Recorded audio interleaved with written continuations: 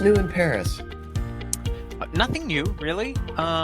Nothing new. I'm even going to tell you a kind of old story today. Well, I don't know if it's old. It's kind of a travel story, actually. I'm No picking way. your. Yeah. That's a travel story, and you know what? That's a super positive story. I know I've told you a positive story not too long ago, but this one was so great. I had to share it. Do you You mind? have to share. Okay, you're going to start losing your curmudgeon aura here. You start if you get too many positive stories here, but I think we can afford one more at least. All right. And actually, it started terribly. And I'm gonna keep the first part for another story, I guess. I was going on holiday with my wife. And if you know anything about France, there is this beautiful region that we call Château de la Loire, which is a region by a river with so many traditional historical castles. You have tons of them, and Oh, you could actually spend weeks visiting a different castle every day. We did not do that. We wanted to go to one specific castle, spend a couple of days in a nice kind of, I don't think that was Airbnb, or maybe it was, but this kind of setting, Airbnb kind of setting where you rent the whole place and you're in the middle of a vineyard, and that, you sell the dream. Just buy the castle. That was beautiful. That was great and everything. So we went there by car, and the piece that I will keep probably for a future story is we almost died on the road because of some poor maintenance of the car. We could have had a terrible accident. It ended pretty well. oof. Um, and I'm gonna keep the suspense on this. Going to be for another week.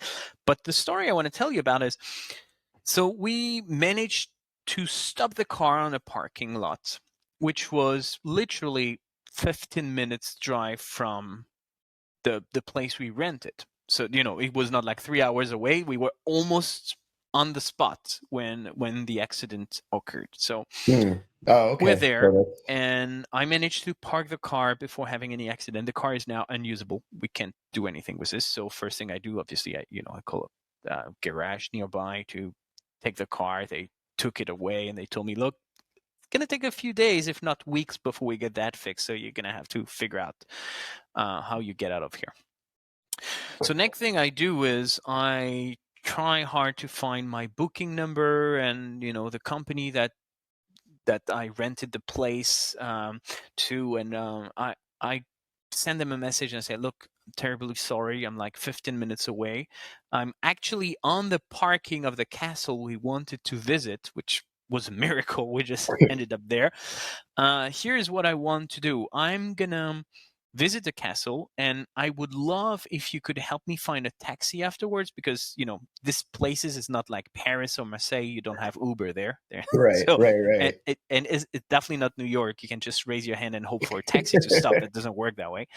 um so I left them a message, say, look, I don't want to ruin my entire holiday, so I'm just going to pretend nothing happened. I'm going to enjoy the castle, and when I come back, I'm hoping you're going to have a message telling me, hey, we're going to help you out.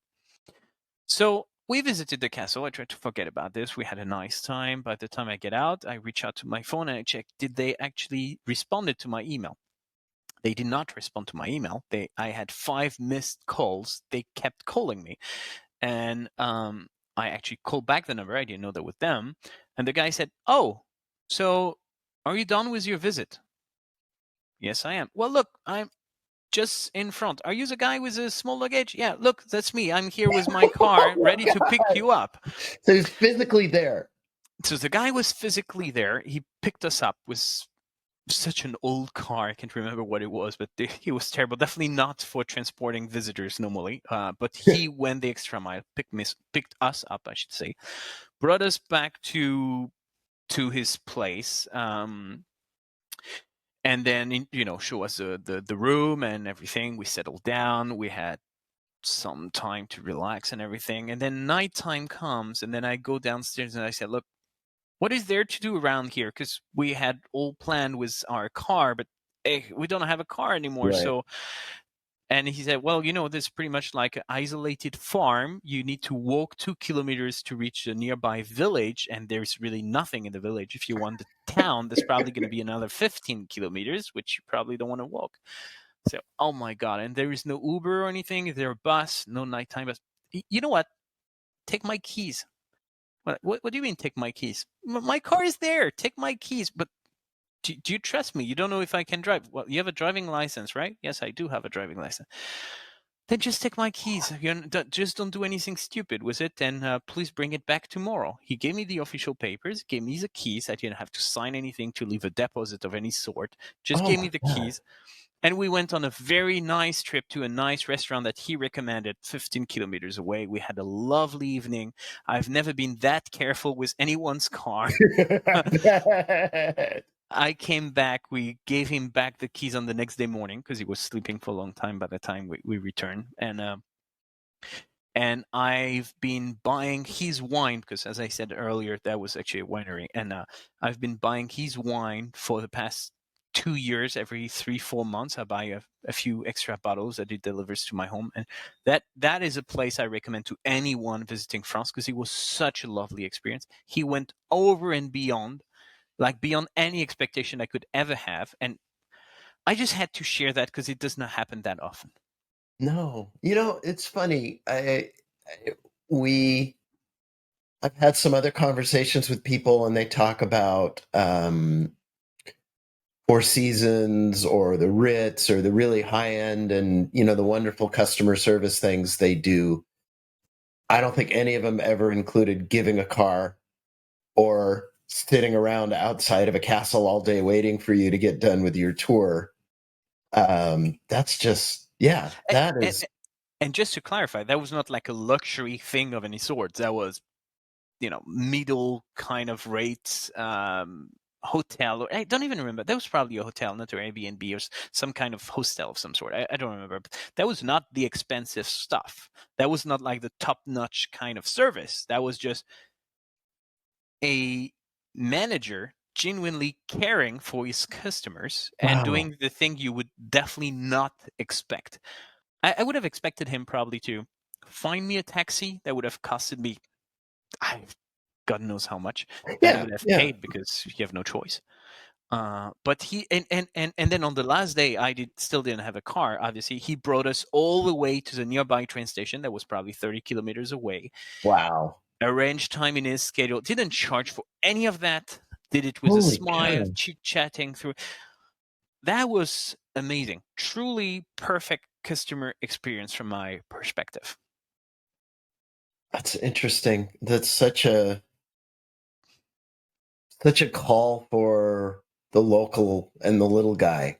And because if he was part of a chain, it doesn't matter how high end it was, doesn't matter how valuable you were, that kind of stuff wouldn't happen. And the fact that clearly this was just in his DNA. This was just how he works. And if you're here, you are my charge, and I'm going to go way above and beyond.